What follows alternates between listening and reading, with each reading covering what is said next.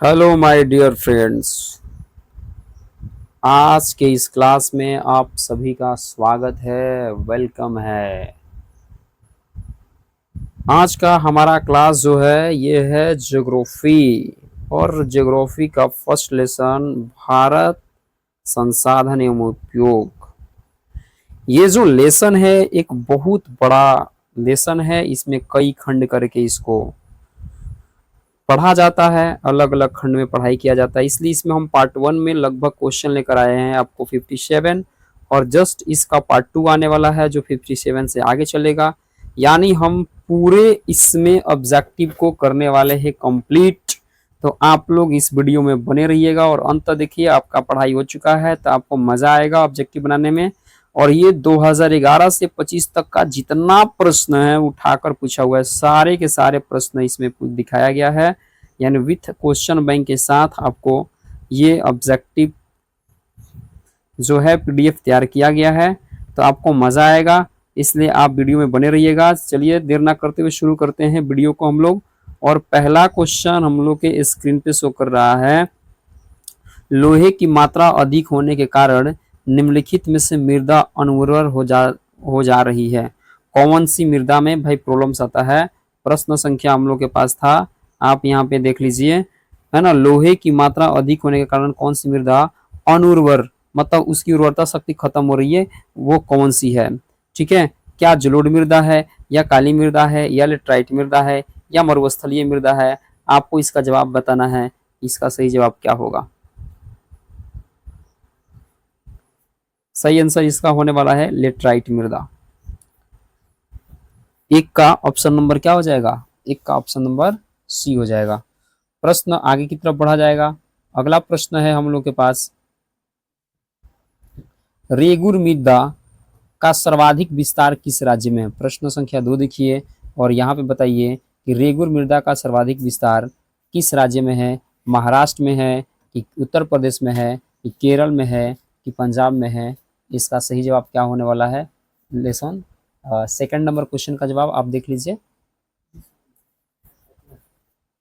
इसका सही जवाब होगा महाराष्ट्र। रेगुर मृदा का सर्वाधिक विस्तार किस राज्य में हुआ है? तो महाराष्ट्र में हुआ है। इसका जवाब आप लोग रखिएगा याद। अगला प्रश्न की तरफ हम बढ़ते हैं। प्रश्न संख्या है हमारे पास 3। 2011 में जनसंख्या की दृष्टि से भारत का विश्व का कौन सा स्थान था? 2011 की बात कर रहा है तो प्रथम, द्वितीय, तृतीय, चतुर्थ। चूंकि अभी का डेटा के हिसाब से नहीं बात कर रहा है, 2011 की बात कर रहा है। इसका सही जवाब होने वाला है क्या क्या क्या? सेकंड स्थान पे था और चाइना प्रथम स्थान पे था। आप कमेंट में बताइए कि अभी भारत का स्थान कौन सा है जनसंख्या के मामला में। प्रश्न संख्या हमारे पास 4 नंबर है, गंगा मैदान की पुरानी जलोढ़ मृदा क्या कहलाती है? गंगा मैदान की पुरानी जलोढ़ मृदा क्या कहलाती है? क्या खादर, या बांगर, या रेगुर, या इनमें से कोई नहीं? क्या होने वाला है भैया? पुराना जब कह रहे थे, क्या खादर कहलाएगा, रेगुर कहलाएगा? इसका सही आंसर होने वाला है 4 का बी, बांगर। मतलब कि उसमें कंकड़ पत्थर वगैरह रहेंगे, वो उपजाऊ मिट्टी नहीं होगा। पुराना मिट्टी है तो कैसे उपजाऊ होगा? प्रश्न संख्या 5 पे देरी ना करते हुए हम लोग फटाक पूरी ऑब्जेक्ट को करेंगे। प्रश्न संख्या 5 है, किस नदी को बंगाल का शुक्ल नदी कहा जाता है? देखिए, एक प्रश्न पूछा जाता है हम लोगों से कि किस नदी को बिहार का शुक्ल नदी कहा जाता है। यहीं पे जस्ट एक क्वेश्चन है 5 नंबर, किस नदी को बंगाल का शुक्ल नदी कहा जाता है? गंगा, दामोदर, कोसी, ब्रह्मपुत्र। बताइए फटाक इसका आंसर क्या होगा? 5 का बी, दामोदर। कौन सा होगा? दामोदर। क्यों? दामोदर नदी उधर बहती है और वो बड़ा तबाही लाती है, इसलिए बंगाल का शुक्ल नदी कहा जाता है। प्रश्न संख्या 6 है, भारत की सबसे बड़ी कृत्रिम झील कौन सा है? गोविंद सागर, पंत सागर, सरदार सरोवर, कृष्ण सागर। सबसे बड़ी कृत्रिम झील, 6 नंबर प्रश्न का जवाब बताना है, कौन होगा? पंत सागर इसका आंसर होने वाला है। 7 नंबर है, असवान बांध किस नदी पर है? असवान बांध किस नदी पर है? नील, ब्रह्मपुत्र, अमेजन, गंगा। ऑप्शन क्या होने वाला है सही इसका? नील नदी। कौन सा? नील नदी। आगे बढ़ चला जाए, प्रश्न संख्या 8 की तरफ हम लोग बढ़ेंगे। भारत किस जल डुमरू मध्य द्वारा श्रीलंका से पृथक होता है? भारत पाक जल डुमरू मध्य, मलक्का जल डुमरू, या बेरिंग, या होमुर्ज। आपको बताना है 8 नंबर प्रश्न का जवाब कि क्या होने वाला है सही। तो ये हो जाएगा पाक जल संधि। आप लोग का नाम याद होगा, ये प्रश्न 2025 का भी आई है, पूछा हुआ प्रश्न है। इसलिए इसको अपने हाथ से जाने न दें। प्रश्न संख्या 9 है आपके पास, ब्रह्मपुत्र नदी तिब्बत में किस नाम से जानी जाती है? कौन बताएगा भाई? ब्रह्मपुत्र नदी को तिब्बत में किस नाम से जाना जाता है ना? जमुना नदी, सांगपो नदी या यांगत्जी नदी, मानस नदी? इसका सही आंसर 9 का क्या होने वाला है? सांगपो नदी। कौन नदी? सांगपो नदी। 10 नंबर प्रश्न, वीवीआई हीराकुंड बांध किस राज्य में है? उड़ीसा, उत्तराखंड, मध्य प्रदेश, कर्नाटक? जल्दी से बताइए फटाक फटाक। 10 नंबर प्रश्न का जवाब क्या होगा? उड़ीसा। क्या होगा? उड़ीसा। 11 नंबर प्रश्न है, सरिस्का वन्य जीव अभ्यारण्य कहाँ स्थित है? उड़ीसा में, महाराष्ट्र में, राजस्थान में या कर्नाटक में? क्या इसका सही आंसर होने वाला? उड़ीसा, महाराष्ट्र, राजस्थान, कर्नाटक। क्या इसका आंसर सही होने वाला है? 11 नंबर प्रश्न का सही जवाब हो जाएगा राजस्थान। प्रश्न संख्या 11 का ऑप्शन नंबर होगा सी। बढ़ते हैं हम अगले प्रश्न की तरफ। 12 नंबर प्रश्न है, सिमलीपाल वन्य जीव अभ्यारण्य कहाँ स्थित है? सिमलीपाल वन्य जीव अभ्यारण्य कहाँ है? उत्तराखंड में, उड़ीसा में, गुजरात में या त्रिपुरा में? 12 नंबर प्रश्न का जवाब हो जाएगा उड़ीसा। प्रश्न संख्या 13 पे चलते हैं। यूनेस्को द्वारा भारत के कितने जैव मंडल आरक्षित क्षेत्रों को मान्यता दी गई है? यूनेस्को ने भारत के कितने जैव मंडल को आरक्षित क्षेत्र की मान्यता दी है? माने यूनेस्को ने जिसको भी भाई अपने हैंड में ले लिया, उस पर जितना भी जीवा होता है यूनेस्को का होता है ना, और वो अपने हिसाब से उसका संरक्षण देता है, उसको बचाता है। तो बताना कि भारत के कितने ऐसे जैव मंडल है जिसको यूनेस्को के हैंड में है। तो प्रश्न संख्या आपके पास 13 है और इसका जवाब बताना है कि इसका जवाब क्या होगा। तो टोटल जवाब इसका हो जाएगा 18। क्लियर? यानी 13 नंबर का आंसर होगा बी। 14 नंबर है, प्राकृतिक गैस किस खनिज के साथ पाई जाती है? यूरेनियम, चूना पत्थर, कोयला या पेट्रोलियम? 14 नंबर प्रश्न का जवाब क्या होगा? प्राकृतिक गैस किस खनिज के साथ पाई जाती है? यूरेनियम, चूना पत्थर, कोयला या पेट्रोलियम? किसके साथ पाया जाता है? प्रश्न संख्या है 14 और इसका जवाब क्या होने वाला है? प्राकृतिक गैस की बारी है, आपको बताना है इसका सही जवाब क्या होगा। इसका सही जवाब चूना पत्थर होने वाला है। ये क्वेश्चन एक स्टार के रूप में है, इसका जवाब और भी कुछ हो सकता है, आप लोग जरूर बताइएगा। बढ़ते हैं हम प्रश्न पे आगे, कमेंट में बताइएगा, फिर डिस्कशन किया जाएगा। 15 नंबर सबसे सिंपल क्वेश्चन है, सर्वोत्तम कोयला का प्रकार कौन है? लेकिन ये भी 2025 में पूछा हुआ है। पीट, लिग्नाइट, एंथ्रासाइट, बिटुमिनस? सबसे अच्छा कोयला का प्रकार कौन है? 15 नंबर का जवाब होगा एंथ्रासाइट। 16 नंबर प्रश्न है, भारत के किस राज्य में मोनोजाइट प्रचुरता में पाया जाता है? उड़ीसा, केरल, तमिलनाडु, आंध्र प्रदेश? मोनोजाइट सबसे ज्यादा कहाँ पाया जाता है? और ये बताइए मोनोजाइट किसका अयस्क है? आपको बताना है कि मोनोजाइट किसका अयस्क है। ठीक है, तो क्या सबसे ज्यादा मोनोजाइट निकलता कहाँ है? उड़ीसा में, केरल में, तमिलनाडु में, आंध्र प्रदेश में? प्रश्न संख्या 16 आपके पास इसका आंसर हो जाएगा बी। अगला प्रश्न की तरफ हम बढ़ने वाले हैं जस्ट आगे। प्रश्न संख्या हमारे पास है 17 नंबर, नेलोर किस खनिज के उत्पादन के लिए प्रसिद्ध है? अभ्रक, बक्साइट, लौह अयस्क, हीरा? प्रश्न संख्या 17 इसका आंसर हो जाएगा अभ्रक। 18 नंबर प्रश्न आपके स्क्रीन पर है, भारत में प्रथम जल विद्युत संयंत्र की स्थापना कहाँ की गई थी? गंगटोक में, दार्जिलिंग में, डिब्रूगढ़ में, कलकत्ता में? 18 नंबर का जवाब क्या हो जाएगा? बी, यानी दार्जिलिंग में किया गया था। कैगा परमाणु विद्युत संयंत्र, कैगा परमाणु विद्युत संयंत्र कहाँ स्थित है? ये बताना है, कैगा परमाणु विद्युत संयंत्र कहाँ स्थित है? कई नंबर प्रश्न था भैया? 19 नंबर प्रश्न। कैगा परमाणु विद्युत संयंत्र कहाँ स्थित है? तमिलनाडु, कर्नाटक, केरल, उत्तर प्रदेश? 19 नंबर का जवाब आपका आंसर होने वाला है बी, कर्नाटक। क से कर्नाटक, क से कैगा, याद करके रखना भैया। ठीक है, 19 नंबर का बी। 20 नंबर प्रश्न आपके पास है, आप यहाँ पे इसको देख लीजिए। भारत में सार्वजनिक क्षेत्र के कितने तेल परिष्करण केंद्र कर रहे हैं? भारत में सार्वजनिक क्षेत्र के कितने तेल परिष्करण केंद्र कार्य कर रहे हैं? प्रश्न संख्या 20 का आंसर हो जाएगा 18। अगला प्रश्न की तरफ हम लोग बढ़ेंगे और प्रश्न हमारे पास है 21 नंबर। हम लोग 21 नंबर पे आ चुके हैं, ताली बजा लीजिए अपने आप के लिए भाई, 21 नंबर तक आ गए हैं।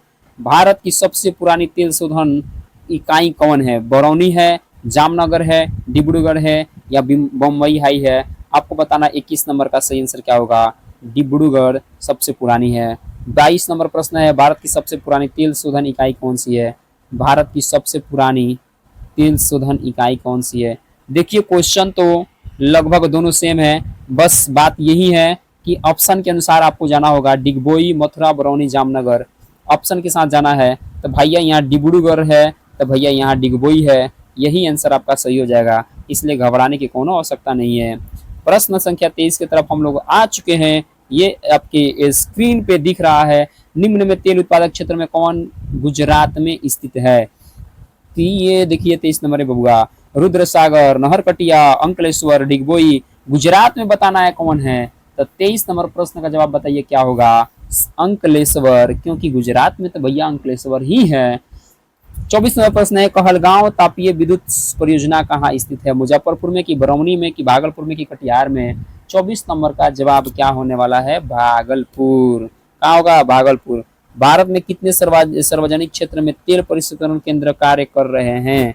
16, 18, 20, 23। 25 नंबर प्रश्न आपके सामने है, आपको बताना है कि अभी तक तेल परिष्करण यानी प्यूरिफिकेशन का काम कितने कर रहे हैं? तो इसका जवाब हो जाएगा 25 का जवाब आपके पास होने वाला है टोटल 23। अगला प्रश्न के हम लोग तरफ बढ़ने वाले हैं। भारत के प्रथम जल विद्युत संयंत्र की स्थापना कहाँ की गई थी? शिव समुद्रम, देहरादून, शिमला, दार्जिलिंग। 26 नंबर प्रश्न आपके पास है, और अभी हम लोग ऊपर पढ़ चुके हैं कि इसका आंसर दार्जिलिंग होगा। फिर से आ गया प्रश्न, कहेगा परमाणु विद्युत गृह किस राज्य में है? क से कहेगा, क से कर्नाटक। इसका सही आंसर हो जाएगा 27 का बी। ओके, अगला प्रश्न है 28 नंबर, भारत के किस राज्य में सौर ऊर्जा के विकास की सर्वाधिक संभावनाएं हैं? आसाम में कि अरुणाचल प्रदेश में कि राजस्थान में कि मेघालय में? 28 नंबर प्रश्न का जवाब हो जाएगा राजस्थान, क्योंकि आपको पता है कि वो मरुस्थलीय एरिया है, उधर का टेम्परेचर हाई रहेगा ही रहेगा, इसलिए सौर ऊर्जा का विकास सर्वाधिक डेवलप है। कहलगांव तापीय विद्युत केंद्र किस जिला में है? कहलगांव। 29 नंबर प्रश्न आ गया, जस्ट अभी इसको हम लोग पढ़े, दोबारा रिपीटेशन क्वेश्चन है, भागलपुर इसका आंसर सही हो जाएगा। अगला प्रश्न 30 नंबर है, भारत में पहला परमाणु ऊर्जा स्टेशन कहाँ स्थापित किया गया? भैया वीवीआई प्रश्न है, इसलिए को छोड़ना नहीं है। 30 का इसका सही आंसर हो जाएगा तारापुर। तारापुर है पहला परमाणु ऊर्जा स्टेशन, याद कर रखिएगा भैया, हर कंपटीशन में पूछता रहता है। 31 नंबर क्वेश्चन है, किस राज्य में खनिज तेल का विशाल भंडार है? असम, राजस्थान, बिहार, तमिलनाडु। कहाँ है रे भैया खनिज तेल का सबसे विशाल भंडार? 31 नंबर प्रश्न है, ये हो जाएगा आपका असम। कहाँ? असम। असम का राजधानी बताइए आप लोग कमेंट्स में कहाँ है? 32 नंबर प्रश्न है, देश के बांधों को किसने भारत का मंदिर कहा है? महात्मा गांधी, जवाहरलाल नेहरू, राजेंद्र प्रसाद, स्वामी विवेकानंद। ये कई बार प्रश्नों को पूछा हुआ है, इसलिए पर फोकस ज्यादा करना है। तो 32 नंबर प्रश्न है, इसका सही आंसर हो जाएगा जवाहरलाल नेहरू ने कहा था देश के बांधों को भारत का मंदिर। 33 नंबर प्रश्न है, वन संरक्षण एवं प्रबंधन की दृष्टि से वनों को कितने भागों में बांटा गया है? 33 नंबर प्रश्न आपके पास है, इसका सही आंसर हो जाएगा 33 का बी, यानी 3। प्रबंधन वन और संरक्षण प्रबंधन की दृष्टि से वनों को 3 भागों में बांटा गया है। अगला प्रश्न 34 नंबर की तरफ बढ़ेंगे, समुद्री क्षेत्र में राजनीतिक सीमा के कितने किलोमीटर तक का क्षेत्र राष्ट्रीय संपदा निहित है? समुद्र की जब बात कर रहा है तो आप समुद्र वाला बात को पढ़े होंगे। 34 नंबर प्रश्न को देख लीजिए, इसका सही जवाब हो जाएगा 19.9 किलोमीटर। ओके, 35 नंबर प्रश्न, तो हमारे पास अगला क्वेश्चन है, लौह अयस्क किस प्रकार का संसाधन है? नवीकरणीय, जैव, प्रवाह, अनवीकरणीय। आपको बताना है 35 नंबर क्वेश्चन का जवाब क्या होगा? लौह अयस्क। क्या यह लौह अयस्क खत्म नहीं होगा? क्या यह खत्म हो जाएगा? इसके हिसाब से जो जवाब होगा ये खत्म आने वाले समय में हो जाएगा, इसलिए यह अनवीकरणीय संसाधन है। प्रश्न संख्या 36 है, ये वीवीआई प्रश्न है रे भैया। तट रेखा के कितने किलोमीटर तक का क्षेत्र सीमा अपवर्जक आर्थिक क्षेत्र कहलाता है?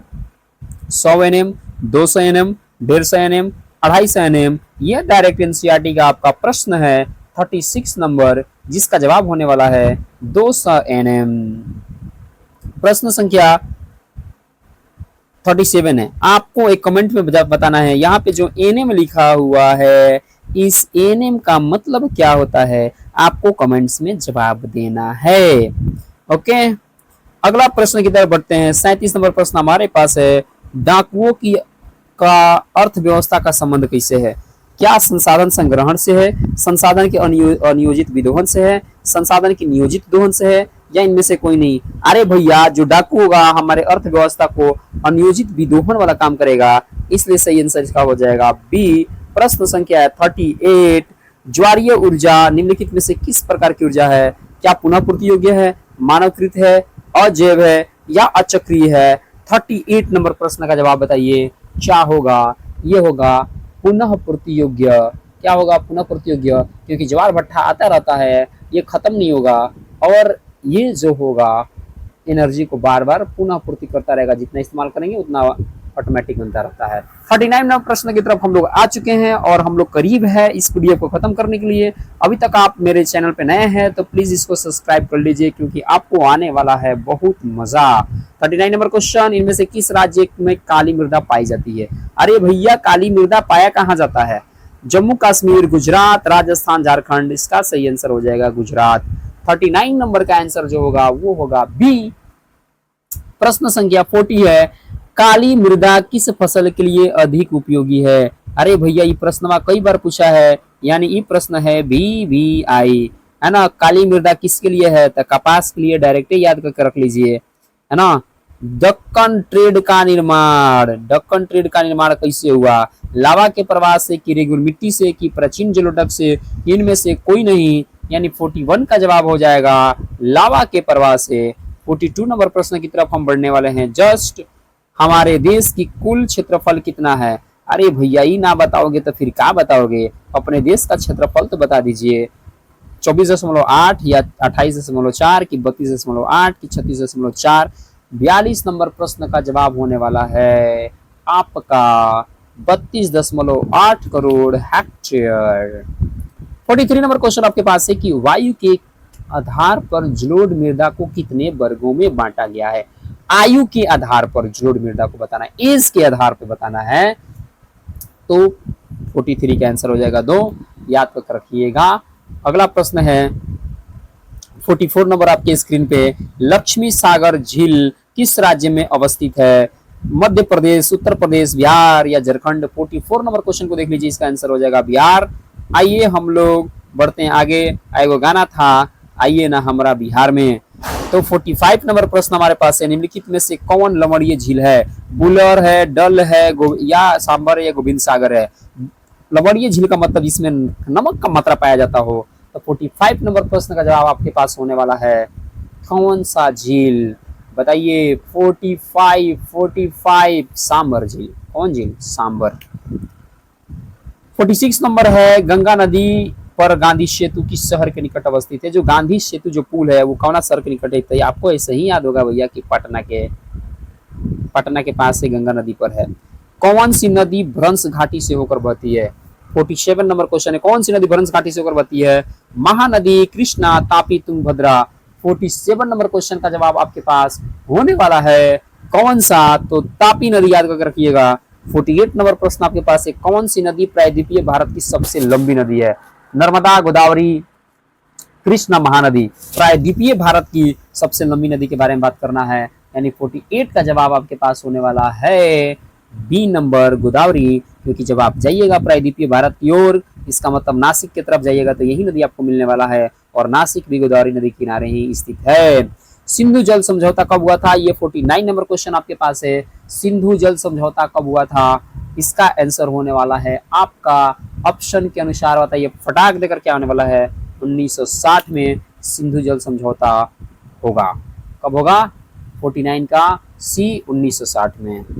अगला प्रश्न है, सांगपो किस नदी का भैया उपनाम है? ये प्रश्न हम लोग पढ़े थे अभी जस्ट। आइए 50 नंबर क्वेश्चन है, नहीं बताइएगा तो बड़ा गड़बड़ हो जाएगा। ब्रह्मपुत्र नदी। आप 50 को क्वेश्चन कर लिया आप लोग, अपने लिए ताली जरूर बजा लीजिए भैया। अगला प्रश्न है, कुल जल का कितना प्रतिशत भाग महासागर में है? महासागर में कितना परसेंट भाई जल है ना? 51 नंबर क्वेश्चन। 96.6% महासागर में पानी है, बाकी जो बच गया वही स्थल पे है, जो बर्फ के रूप में है या भूगर्भ में है। 52 नंबर क्वेश्चन, किस राज्य में वन का सबसे अधिक विस्तार हुआ है? सबसे ज्यादा भैया वन कौन देश में है? केरल में है कि कर्नाटक में है कि मध्य प्रदेश में है कि उत्तर प्रदेश में है? 52 नंबर क्वेश्चन का जवाब हो जाएगा मध्य प्रदेश में सबसे अधिक वन का विस्तार हुआ है। अगला प्रश्न की तरफ हम लोग बढ़े। अगला प्रश्न है 53 नंबर क्वेश्चन आपके स्क्रीन पे शो कर रहा है। 1951 से 1980 तक लगभग कितना वर्ग किलोमीटर वन क्षेत्र कृषि भूमि परिवर्तित हो गया? यानी वन को काट के हम लोग खेती बना दिए, ये कितना वर्ग किलोमीटर की बात कही जा रही है? 53 नंबर क्वेश्चन 26,200 हम लोग वन को काट कर क्या बना दिए, खेती बना दिए। 54 नंबर प्रश्न आपके पास है, प्राकृतिक संसाधनों के संरक्षण हेतु 1968 ईस्वी में कौन सा कन्वेंशन हुआ था? अफ्रीकी कन्वेंशन, वेटलैंड कन्वेंशन, विश्व आपदा कन्वेंशन, इनमें से कोई नहीं। 1968 की कहानी है, बताइए कौन सा हुआ था? 54 नंबर क्वेश्चन का जवाब सिंपल है, वेटलैंड्स कन्वेंशन। अगला प्रश्न हमारे पास है, वन स्थिति रिपोर्ट के अनुसार, वन स्थिति रिपोर्ट के अनुसार भारत में वन का विस्तार है 20.60, 20.55, 20% भौगोलिक क्षेत्र। 55 नंबर क्वेश्चन का जवाब क्या आपके पास होने वाला है? 20 काटते हैं इसको, 20.60%। ठीक है, 55 नंबर क्वेश्चन का जवाब। 56 नंबर प्रश्न है, मैंग्रोव्स का सबसे अधिक विस्तार कहाँ हुआ है? मैंग्रोव्स का सबसे अधिक विस्तार कहाँ हुआ है? क्या अंडमान निकोबार द्वीप समूह के तटीय भाग में, सुंदरबन में, पश्चिम तटीय प्रदेश में, पूर्वोत्तर राज्य में? 56 नंबर प्रश्न का जवाब बता दे रहे भैया, क्या होने वाला है? तो इसका आंसर आपके पास होगा 56 का होगा बी, सुंदरबन में मैंग्रोव्स वन का विस्तार हुआ है। आपके पास 57 नंबर क्वेश्चन है, बिहार में अति जल दोहन से किस तत्व का संकेंद्रण बढ़ा है? अति जल दोहन से किसका संकेंद्रण भाई बढ़ेगा? फ्लोराइड का, क्लोराइड का, आर्सेनिक का या लौह का? 57 नंबर क्वेश्चन है, सही आंसर हो जाएगा आर्सेनिक, जिसकी वजह से बहुत तकलीफें आ रही है फसलों को लेकर, मिट्टी पे लेकर। आपको हम बता देते हैं कि इस पीडीएफ में हम लोग टोटल 57 क्वेश्चन को किए हैं। अगले पार्ट 2 में आएगा 57 के बाद, यानी हम लोग इस लेसन से कम 150-200 प्रश्न करने वाले हैं। आप वीडियो में बने रहिएगा, चैनल को सब्सक्राइब करके रखिएगा भैया, क्योंकि आपको होने वाला है फायदा। आप कीजिएगा इस बार आर नहीं तो पार। तो इसलिए ये पूरे क्वेश्चन को बढ़िया से पढ़िए, बताइए, और वीडियो कैसा लगा आप जरूर कमेंट्स में बताइए। मिलेंगे अगले वीडियो में, यानी पार्ट 2 के लिए आप इंतजार कीजिए। कल मिलने वाला आपको पार्ट 2 इसी टाइम। मिलेंगे अगले वीडियो में कल तक, तब तक के लिए जय हिंद, धन्यवाद बच्चों।